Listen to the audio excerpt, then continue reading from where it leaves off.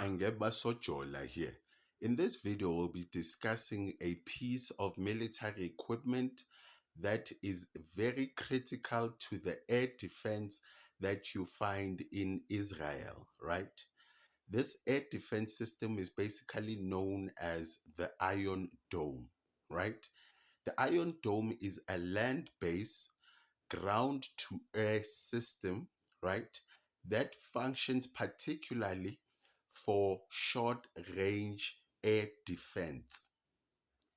Now, the Iron Dome is deployed to counter rocket attacks, mortars, right? Artillery shells, helicopters, UAVs, right? And UAV missiles.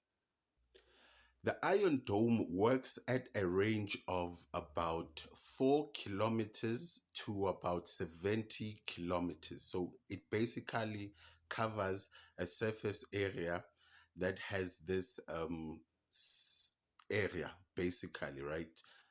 In a dome form. This system was first deployed in 2011, and it is believed that it had a success rate of about 95%.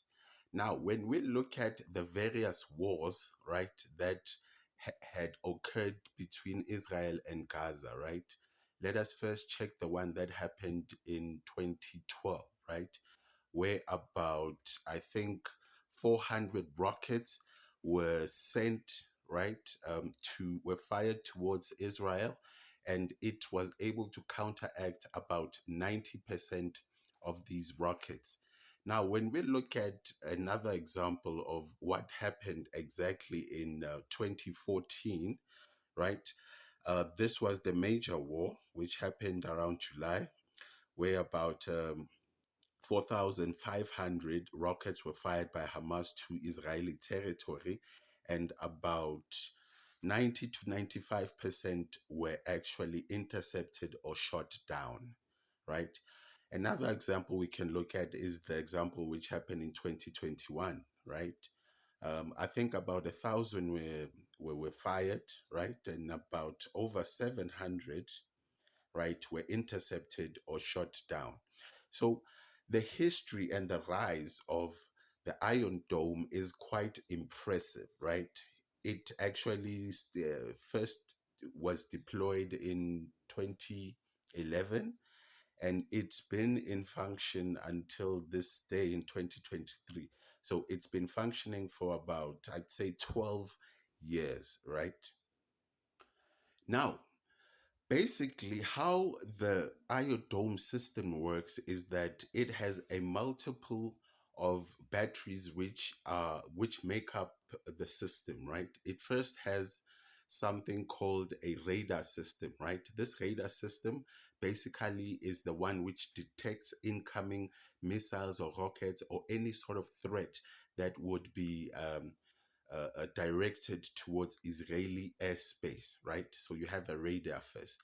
Then you have a control system. This control system basically determines the size, the speed, right?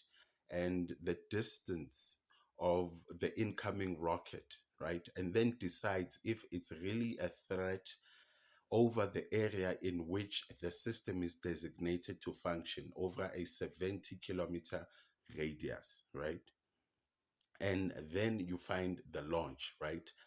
The launch basically has missiles, right? Short missiles, yes, short missiles, right? That make part of the system that that basically where the control system communicates with the launcher to release a missile so that it can be able to intercept an incoming rocket or an incoming missile, right?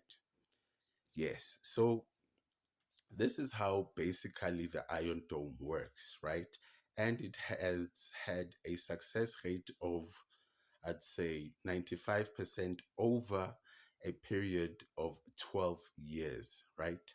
Until the system was put to the test in October 7th of 2023, right? In which, right, Hamas fired over 5,000, it is believed it's between 5,000 and 7,000 rockets. These rockets are known as Qasim rockets, right? Over 5,000 Qasim rockets in a space of 20 minutes. Now, this had an effect of overwhelming, right, the Iron Dome system, right? Now, this effect of overwhelming the system, right, has two effects in it. Number one, it has economic implications, right, in the war. And number two, it has military technology advancement implications.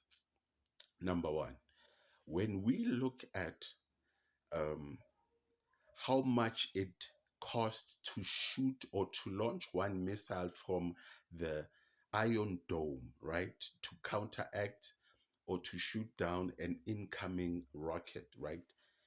It costs about $50,000 per launch. And when we look at building, the cost of building a Qasim rocket, a homemade rocket, right? It costs at a range of about, I'd say, $300 to $800, but you can find Qasim rockets that go to about $3,000, $2,000. So when we look at the economics of the war and the equipment which are used, right? For every one Qasim rocket, which costs about $1,000, let's put it at $800, right? It costs Israel $50,000 to shoot that thing down, right? Now, in terms of economics of war, that is insustainable. It's not sustainable in war. It's quite expensive for Israel, even though they have money, but they wouldn't be able to sustain this air defense for a long time because it costs a lot. You know, you can't compare $50,000 for a missile this side, right, to about 800 uh, dollars for a rocket. And the Qasim rockets are not even designed to uh, have targets, right? They are just designed to cause chaos and to confuse the Iron Dome system. So, in terms of economy, the Iron Dome is going to fail and has failed in this regard. And number two, it is in terms of military equipment advancement, right? Now,